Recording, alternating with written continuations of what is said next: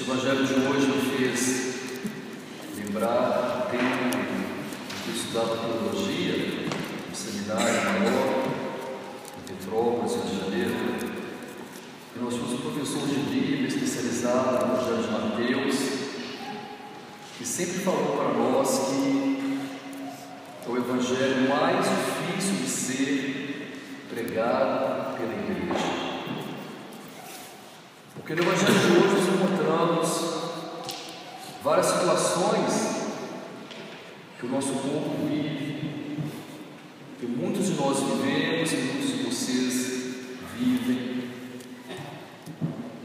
No Evangelho de hoje nós encontramos, eu creio que a história mais real dos seguidores e seguidoras de Jesus.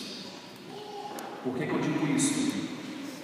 Porque baseando naquilo que o professor disse, nós podemos refletir que o Evangelho de hoje precisa ser lido a partir de uma chave, de uma palavra, a palavra misericórdia. O Evangelho de hoje não pode ser lido de maneira alguma simplesmente a partir da lei do Antigo Testamento. Porque Jesus começa dizendo hoje que não pensem que eu vim abolir a lei e os profetas. A lei, os 10 mandamentos, os profetas, os grandes profetas do Antigo Testamento. Mas Jesus diz que ele não veio para abolir a lei, mas levar a lei ao pleno cumprimento dela mesma, ou seja, levar a lei do Antigo Testamento, a lei dos profetas do Antigo Testamento, ao cumprimento máximo que se chama amor e misericórdia. Então nós precisamos refletir o Evangelho de hoje pensando que a igreja hoje que lê o Evangelho, a igreja hoje que reflete sobre o Evangelho, ela é convidada também por Jesus a colocar-se aos pés dele e perguntar a si mesmo: a quem nós estamos seguindo hoje? Simplesmente a lei que condena, simplesmente a lei que coloca a pessoa de lado, ou nós estamos seguindo a Jesus que quis abraçar todos os seres humanos e abraçou todos os seres humanos, mas disse para eles o seguinte: de agora em diante vocês irão para casa, mas não pecarão mais. Por isso o Evangelho de hoje, ele é muito baseado naquilo que Jesus experimentou e viu da comunidade, das pessoas que iam atrás dele. Quem ia atrás de Jesus? Não eram as melhores pessoas, não eram os mais santos, não eram os que se consideraram salvos e redimidos. Iam atrás de Jesus homens, mulheres, crianças, idosos, doentes, pecadores, que necessitavam da misericórdia e da compaixão. Por exemplo, quando Jesus apresenta o mandamento hoje: não matarás. Quem matar será condenado pelo tribunal. Não matarás. Mandamento da lei de Deus, lá no Antigo Testamento. E Deus deu para Moisés, escrito em uma pedra, para que Moisés transmitisse à sua comunidade: não matarás. Então, como que nós podemos ler o Evangelho de hoje em um mundo de tanta guerra? Como nós podemos ler o Evangelho de hoje, principalmente esse versículo: não matarás, em um mundo de tanta perseguição, em um mundo de tanta violência, em um mundo de tanta discriminação, em um mundo onde facilmente nós matamos as pessoas dentro de nós retiramos as pessoas de dentro do nosso coração, porque existem formas silenciosas e mais poderosas do que a morte física. Existem. Quando nós retiramos a pessoa do nosso coração, quando nós retiramos a pessoa da nossa vida, e quando nós permitimos que o ódio impere nas nossas ações. O que está acontecendo, por exemplo, no estado do Espírito Santo?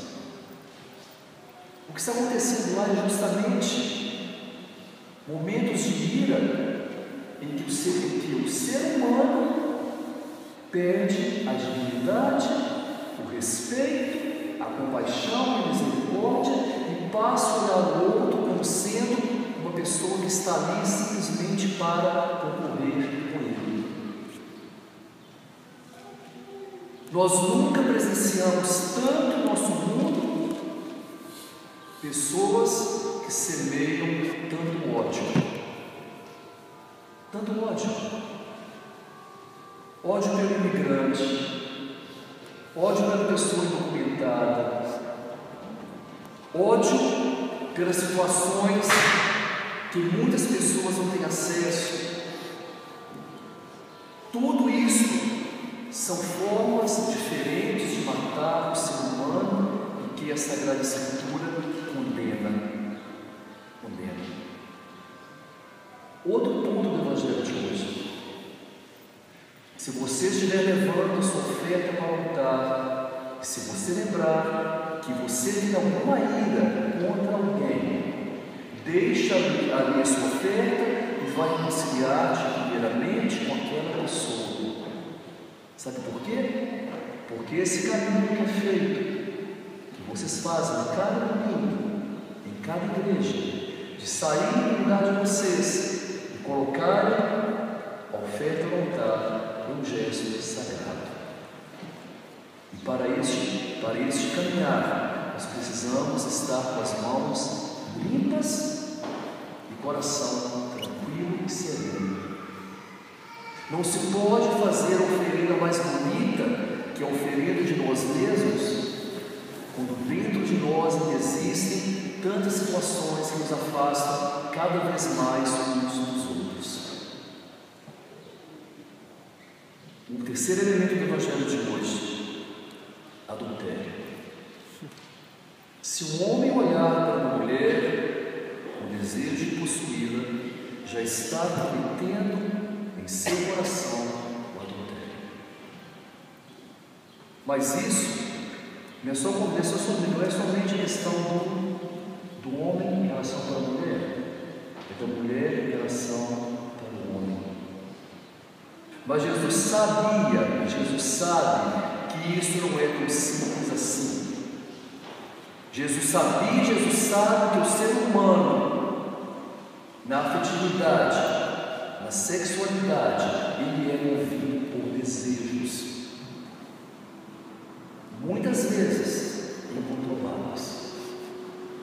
Por isso aqui, diante da questão do adultério, diante de cometer adultério olhando, Jesus não estava falando isso para anjos que não tinham sexualidade, não estava. Jesus está falando para homens e mulheres que tinham sexualidade. E Jesus sabia que era difícil aquela luta interna. Ele sabe que é difícil essa luta interna. Por isso, ele propõe a questão da vigilância. E quando ele fala: se teu olho é motivo de pecar, se tua mão é motivo de pecar, arranca e joga fora de ti, não está falando do olho e da mão, não. Está falando das atitudes diante da vida do homem e da mulher convidados a viverem com dignidade e com serenidade. Ou seja, homens e mulheres que pedem a cada dia Deus a graça de viverem da maneira como Ele quer, ainda que tentando interiormente.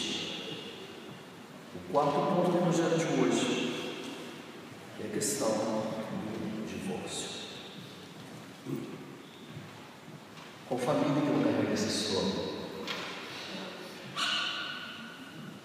Quantas pessoas nós conhecemos que lutaram a vida inteira para salvar o casamento? Quantas pessoas que nós conhecemos que lutaram a vida inteira para salvar a família? e que chegaram no momento da vida e disseram assim: olha, o melhor que temos para nós e para nossos filhos, se existiam filhos, é a separação. Sabe por quê? Porque onde não existe mais amor, onde não existe mais respeito, onde não existe mais cuidado de um pelo outro, onde não existe mais atenção de uma pessoa para uma outra pessoa, não existe mais sacramento também. O sacramento existe onde existe amor, onde existe cuidado, onde existe respeito, onde existe companheirismo. O sacramento do matrimônio, infelizmente, não está presente em todos os casamentos que nós vimos, o que nós presenciamos. Padre Jesus Portal, um jesuíta do Brasil, do Rio de Janeiro, professor de direito canônico, que ele escreveu um livro com o título Casamentos que nunca deveriam ter existido. Pessoas que se casaram sem nenhuma pretensão de viver para sempre, nenhuma. Eu escuto pessoas, eu trabalho aqui uma parte do Tribunal da Diocese da Paróquia, escutando casais que vão apresentar o pedido de nulidade do matrimônio pela igreja. Eu escuto histórias, situações, eu penso assim: como que foi possível essa pessoa viver isso por 25 anos, por 30 anos, por 40 anos?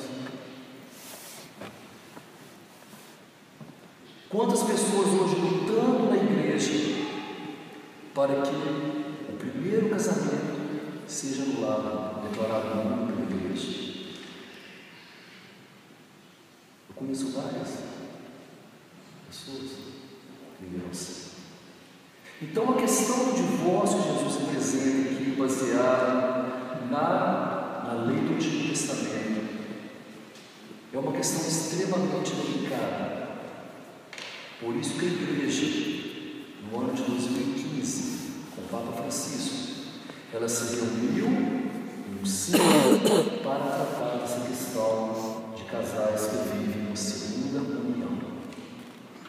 Porque a igreja quer dar uma resposta a partir do Evangelho para essas famílias.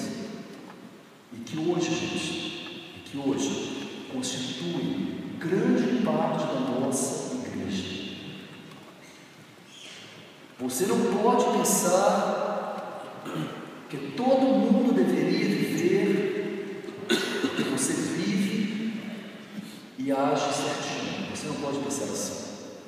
Quando a igreja, reunida com o Papa Francisco, apresenta um sínodo com os bispos, cardeais e papa, para refletir sobre a questão da família, sobre a questão do matrimônio, sobre a questão do divórcio, ela sabe que ela tem diante dela uma questão extremamente delicada e que não pode afastar da comunhão dela, do corpo dela, da igreja, os membros que estão vivendo uma segunda união. Sabe por quê? O Papa Francisco disse para os bispos e cardeais reunidos em 2015: a igreja não pode ser porta sem saída para ninguém. Quando ele apresentou outra questão de mães que não são casadas, mães que chamadas mães solteiras, por nós, ele falou: existe mãe solteira, existe mãe. Existe mãe, existe mãe solteira, existe mãe. Ele falou para a igreja: existe mãe. Existe mãe. Existe título de mãe solteira, existe, o Papa Francisco disse, existe mãe.